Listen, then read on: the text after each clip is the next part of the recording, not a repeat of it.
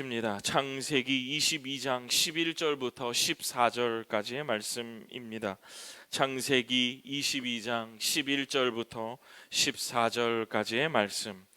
여러분과 제가 한 절씩 교독하십시다. 창세기 22장 11절부터 14절까지의 말씀입니다. 여호와의 사자가 하늘에서부터 그를 불러 이르시되 아브라함아 아브라함아 하시는지라. 아브라함이 이르되 내가 여기 있나이다 하매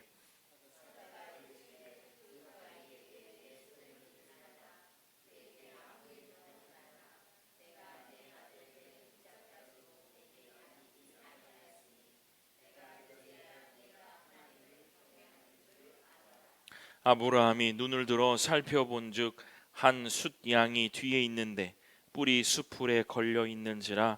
아브라함이 가서 그 숫양을 가져다가 아들을 대신하여 번제로 드렸더라.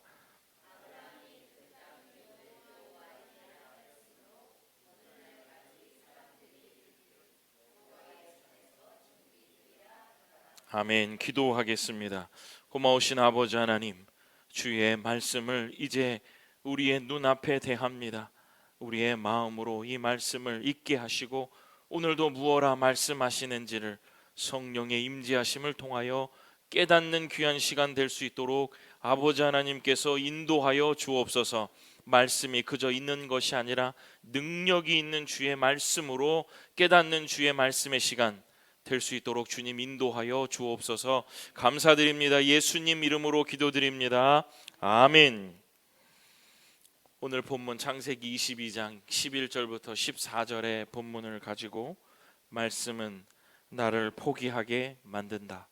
말씀은 나를 포기하게 만든다 라는 제목으로 말씀을 전하겠습니다. 시즌 6이 시작되었습니다. 말씀대로 산다는 것은 이라는 주제로 여러분과 7주를 지내려고 합니다.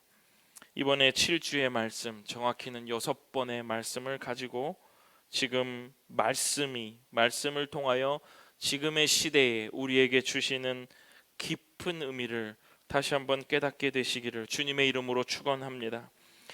6번의 설교를 통해서 저는 하나의 주제를 가지고 다른 각도에서 다른 관점으로 여러분과 말씀을 나누려고 합니다. 특별히 시즌 6에는 다른 시즌도 마찬가지겠습니다만은 이번에는 하나도 빼놓지 않고 이 말씀을 여러분의 귀한 삶의 지표로 삼고 기준으로 삼고 이 말씀대로 살아가는 말씀의 능력을 체험하는 그러한 시간, 또 기록하면서 하나님의 말씀을 듣는 그런 시간이 되었으면 좋겠습니다.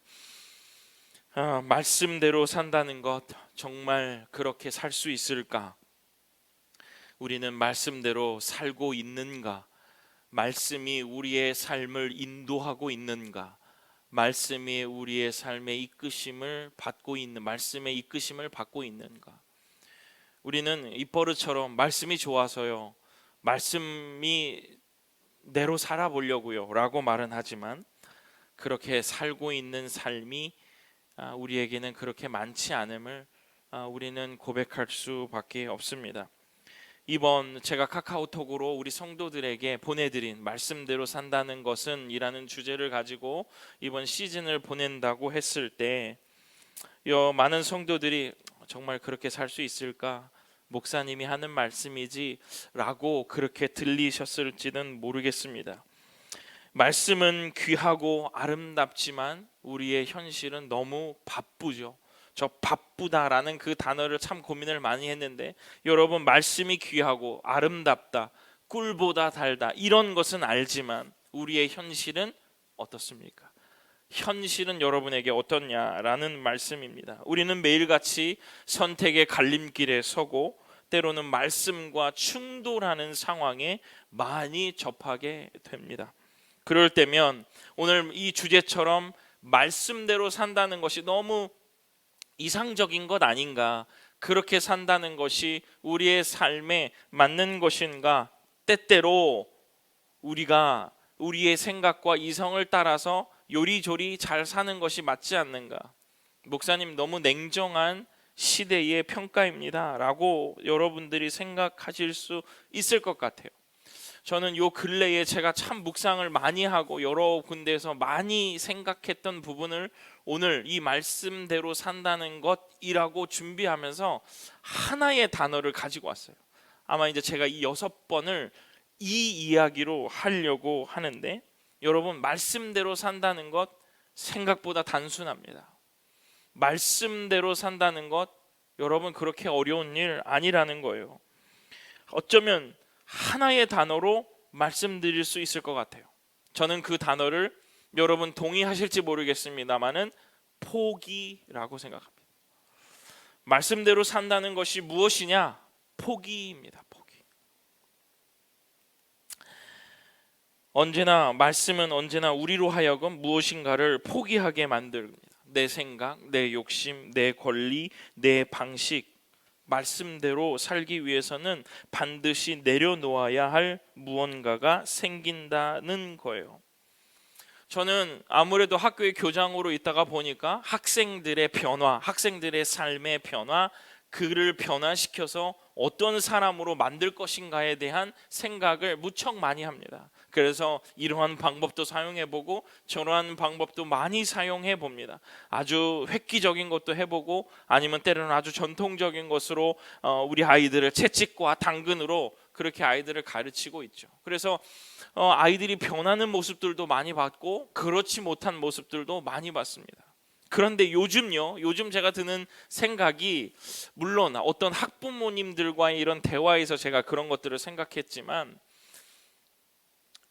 학생들이 변하고 그들의 삶 속에서 자신의 중심을 찾는 가장 중요한 것은 누군가의 포기가 있어야 되더라고요. 누군가의 절대적인 헌신이 있어야 변하더라는 겁니다. 포기가 일어나는 곳에 역사가 일어나고 변화가 일어나는 것을 저는 우리 학교에서도 마땅히 보면서, 우리 교회 안에서도, 여러분, 우리 교회가 부흥되고요, 우리 교회가 사랑으로 감싸지고요, 하나님의 선하신 이끄심이 이곳에서 풍성해지려면 누군가의 헌신이 항상 있다는 거예요.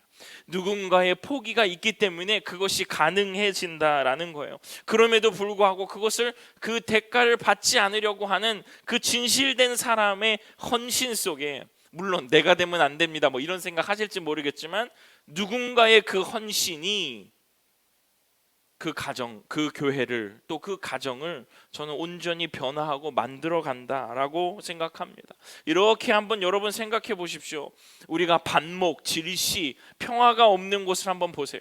여러분, 우리가 그토록 우리의 입에서 외치는 공정이 있는 곳에 분쟁이 더 많아요. 이것이 공정하냐 공정하지 않느냐라는 것을 따지는 곳이 훨씬 더 싸움이 많습니다. 그런데 여러분 주변을 둘러봤을 때 평화가 있고요, 그것이 잘 굴러가고요, 우리가 그것이 아주 사랑 안에 뭉게뭉게 피어오르고 있다면, 누군가의 기쁜 헌신, 누군가의 포기가 그곳에 있기 때문에 가능한 것입니다. 오늘 저는 이 말씀대로 산다는 것의 첫 시간을 열면서, 이 포기, 말씀은 우리를 포기하게 만든다, 말씀은 나를 포기하게 만든다라는 그 제목을 가지고 오늘 여러분과 말씀의 시작을 해보려고 해요. 우리가 포기하고 있다면, 우리가 내려놓고 있다면, 여러분, 예수님의 십자가 우리가 닮고 싶고 그렇게 따라가려고 하잖아요. 그런데 여러분, 포기의 가장 끝판왕이 누굽니까? 예수님이에요. 다 포기하셨잖아요. 다 헌신하셨잖아요. 결국 우리가 예수님을 따라서 살고 싶다라는 그 말의 그 중심에는 포기가 있는 것 아닐까? 우리가 그것을 닮아가야 되지 않을까? 그런 마음으로 오늘 창세기 22장을 보면서, 아브라함 이야기예요. 여러분 많이 들었던 이야기입니다. 오늘 이야기를 보면서 말씀은 우리를 어떻게 포기하게 만드시는가? 말씀대로 사는 삶의 본질을 여러분과 나누면서 은혜를 나누고 싶습니다. 첫 번째는 말씀은 나를 포기하게 만든다. 첫 번째, 말씀을 통해 포기의 대상을 알라. 말씀은 포기의 대상을 알려주세요.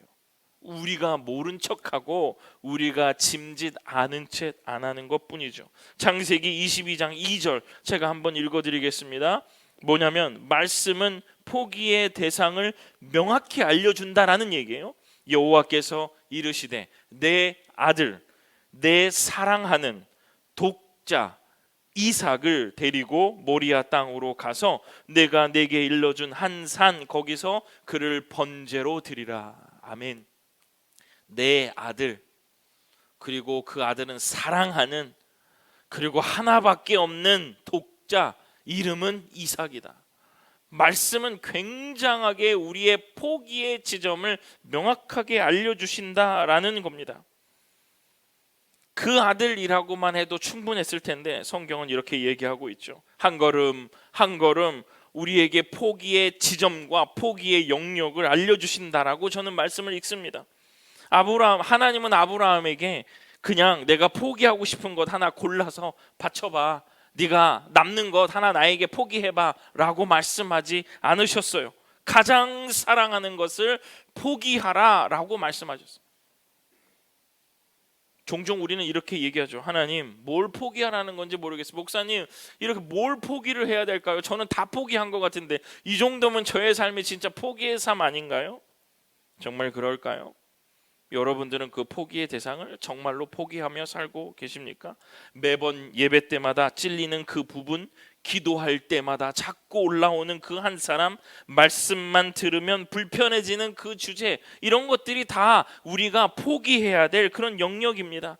포기의 자리는 말씀을 들을 때 찔리는 곳, 말씀과 순종 사이에서 핑계하는 곳, 말씀과 순종 사이에서 핑계대고 있는 것, 내가 가장 두려워하는 것, 잃고 싶지 않은 것, 그곳이 바로 포기의 자리입니다. 여러분이 지금 가장 애끓고 속상하고 걱정되고 기도되는 어떤 사람이 나에게 그 상담한다고 한번 상상해 보세요. 의외로 그 사람에게는 우리가 갖고 있는 문제를 굉장히 단순한 답으로 얘기할 수 있을 거예요. 우리도 마찬가지입니다. 어떤 사람이 그런 얘기를 했을 때 여러분 그 얘기를 상담할 때 포기라는 단어로 하나로 얘기해 보면 그 상담은 아주 단순하게 마무리될 수도 있다는 거예요. 사랑하는 주님의 성도 여러분, 이 포기의 자리를 선명하게 깨닫게 되시는 오늘 이 주일이 되시기를 간절히 축원합니다. 나는 어디서 포기해야 할까? 두 번째, 포기는 계산이 아니라 즉각적인 순종이다. 창세기 22장 3절입니다. 아브라함이 아침에 일찍이 일어나 나귀의 안장을 지우고 두 종과 그의 아들 이삭을 데리고 번제에 쓸 나무를 쪼개어 가지고 떠나 하나님이 자기에게 일러주신 곳으로 가더니, 3절에 보면 아브라함은 일찍이 일어났다라고 얘기합니다. 하나님의 명령에 대해서 어떠한 방박도 어떠한 토론도 하지 않았다는 거죠. 과연 이것이 가능했을까? 아침에 일찍이 일어나는 것이 가능했을까? 우리는 이 대목에서 질문해야 됩니다. 도대체 아브라함은 무슨 생각으로 어떻게 아침에 일찍이 일어나 이삭을 떠날 수 있었을까? 여러분 묵상 되십니까? 잠이라도 더 자면서 시간을 끌고 싶지 않았을까? 어떻게 그렇게 말없이 떠날 수 있었을까? 무엇을 포기했을까요? 이미 아브라함은 그의 마음속에 하나님 앞에서 자기를 포기했기 때문에 이 즉각적인 순종이 나오는 겁니다. 자기를 내려놓은 사람만이 빠르게 순종할 수 있어요. 내 뜻이 여전히 강한 사람은 말씀을 듣고도 생각해 볼게요 라고 얘기한다는 겁니다. 물론 어떠한 이야기와 어떠한 신앙의 제안이 갔을 때 생각해 보겠습니다, 기도해 보겠습니다, 이 말이 나쁘다는 거 아니에요. 그런데 우리의 마음속에 거절이나 우리의 마음속에 불편한 상황이 있다면 생각해 볼게요 이렇게 말 많이 하지 않나요? 그것을 얘기하는 겁니다. 우리의 마음속에 깊이 있는 것, 정말 잘 몰라서 조금만 더 생각해 볼게요 이런 건 괜찮지만, 생각해 볼게요 그 마음속에 대답을 회피하거나 순종을 회피하거나 시간을 딜레이하는 경우가 있지 않나. 여러분 아브라함을 기억하십시오. 아침에 일찍이 일어나 시간을 끌고요, 그가 편안한 시간에 아주 많은 사람들을 데리고 갈 수도 있어요. 그러나 그는 그의 마음이 변하기 전에 자신을 포기했고요, 하나님 앞에 자신을 포기했기 때문에 아침에 일찍이 일어나 하나님이 지시하는 그 산으로 갈 수 있었던 겁니다. 히브리서 11장은 이 사건을 이렇게 해석하죠. 히브리서 11장 17절, 아브라함은 시험을 받을 때에 믿음으로 이삭을 드렸으니 그는 약속을 받은 자로 돼 그 외아들을 드렸느니라. 19절은요, 그가 하나님이 능히 이삭을 죽은 자 가운데서 다시 살리실 줄로 생각한지라. 비유컨대 그를 죽은 자 가운데서 도로 받은 것이니라. 아멘. 뭡니까? 아브라함은 포기를 통해서 부활의 신앙, 부활의 믿음을 갖게 된 사람입니다.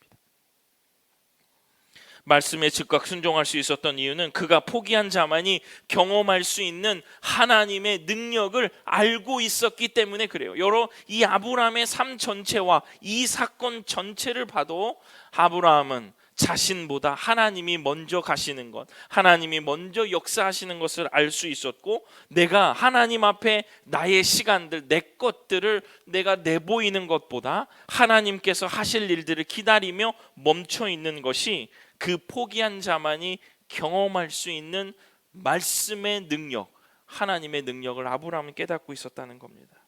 사랑하는 주님의 성도 여러분, 말씀의 능력을 경험하는 것, 내가 포기할 때, 하나님 앞에서 내가 포기해야 될 지점 속에 포기할 때 하나님의 능력이 시작되는 줄로 믿습니다. 여러분이 꾹 움켜쥐고 있는 손 하나님께서 펴실 텐데요, 우리가 피면 너무 좋잖아요. 우리가 피고 하나님 앞에 내려놓으면 너무 좋잖아요. 그런데 더 기쁜 하나님의 복음의 능력은요, 저도 그래요. 이 손을 필지 못할 때가 너무 많은데 하나님은 이것을 억지로 피려지 않고 시간을 보내시면서 우리의 때에 맞게 이 손을 찬찬히 펴시며 순종의 사람으로 우리를 만들어 가신다는 것이 너무너무 멋진 일입니다. 사랑하는 주님의 성도 여러분, 신실하신 하나님의 그 은혜를 따라 우리가 먼저 움켜쥐지 않고 손을 펼치고 손을 내어드리고 하나님께서 하실 일들을 기대하며 포기할 수 있는 믿음을 가질 때 하나님께서 능력을 발하신다는 것 믿으시면 참 좋겠습니다. 이것을 가슴 깊이 받아들이시고 감사할 수 있는 주의 성도들, 우리 이때 이교의 성도들 다 되시기를 주님의 이름으로 축원합니다. 때때로 하나님 고생하시지 않게, 이런 표현이 적절한지는 모르겠습니다만 그냥 제가 유언고를 쓰면서 때때로 하나님이 우리를 위해서 열심히 일하지만 사랑하는 주님의 성도 여러분, 때때로 고생 덜 하시게 내가 먼저 펴야지, 내가 먼저 펴드려서 순종해야지, 복종해야지 하는 마음으로 산다면, 그 포기하는 마음으로 산다면 하나님께서 우리들에게 더 큰 은혜로 우리와 함께 해 주시리라 믿습니다. 사랑하는 성도 여러분, 안 된다 안 된다, 고달프다 고달프다 이렇게만 하지 마시고 하나님이 어떤 영역에서 애타게 나를 위하여 일하시는지를 살펴보시면 여러분의 삶에 큰 은혜가 더하시리라 믿습니다. 세 번째는요, 하는 말씀은 나를 포기하게 만든다. 세 번째는 포기의 자리에만 드러나는 은혜가 있다. 포기의 자리에만 드러나는 은혜가 있다. 오늘 여러분과 제가 읽었던 부분입니다. 아브라함이 칼을 들고 아들을 찌르려고 할 때에 하나님이 말씀하십니다. 창세기 22장 12절, 사자가 이르되 그 아이에게 내 손을 대지 말라, 그에게 아무 일도 하지 말라. 내가 내 아들 내 독자까지도 내게 아끼지 아니하였으니 내가 이제야 내 하나님을 경외하는 줄을 아노라. 아브라함이 눈을 들어 살펴본즉 한 숫양이 뒤에 있는데 뿔이 수풀에 걸려 있는지라 아브라함이 가서 그 숫양을 가져다가 아들을 대신하여 번제로 드렸더라. 아멘. 여러분, 이 표현이 너무 멋집니다. 뭐냐면 포기한 후에야 보이는 은혜. 포기한 후에야 보이는 은혜. 포기하고 하나님께서 아들을 주신다라는 믿음을 가지고 죽이려고 하니 하나님이 멈추시고 아브라함이 눈을 들어 살펴보니까 숫양이 보이는 거예요. 내가 붙잡고 있으면요 안 보입니다. 저는 이거를 정말 삶에서 많이 느껴요. 내가 붙잡고 내가 생각하고 그런 것들은 절대 그 일을 조금은 해결해 볼 수 있을 것 같지만, 그 위기를 잠시 모면할 수 있을 것 같지만 해결은 되지 않더라고요.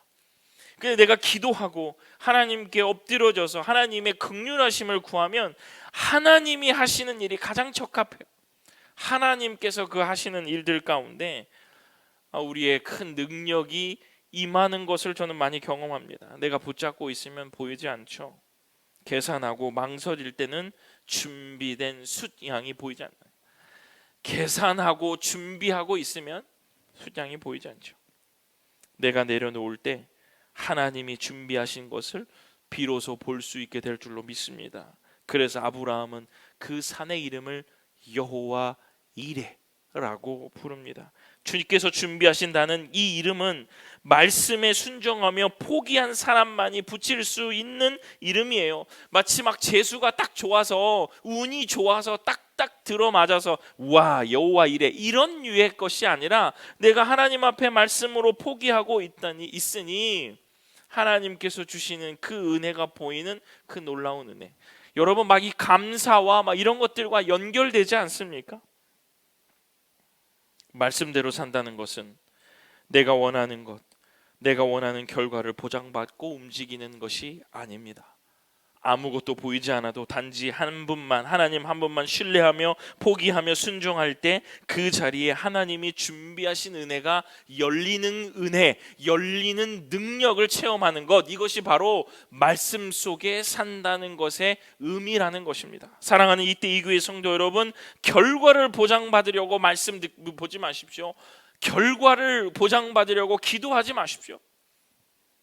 아무것도 보지 않아도 하나님을 신뢰합니다. 그 기도의 끝에는 그렇지만 하나님을 여전히 저는 신뢰하고 여전히 하나님을 사랑하고 있습니다 라는 그 기도의 끝, 말씀의 능력을 체험해야 될 줄로 믿습니다. 말씀을 마칩니다. 사랑하는 성도 여러분, 말씀대로 사는 삶은 결코 무난한 삶이 아니다. 말씀대로 산다는 것은 무난한 삶이 아닙니다. 오히려 그 반대입니다. 말씀은 늘 우리를 포기의 자리로 부르시죠.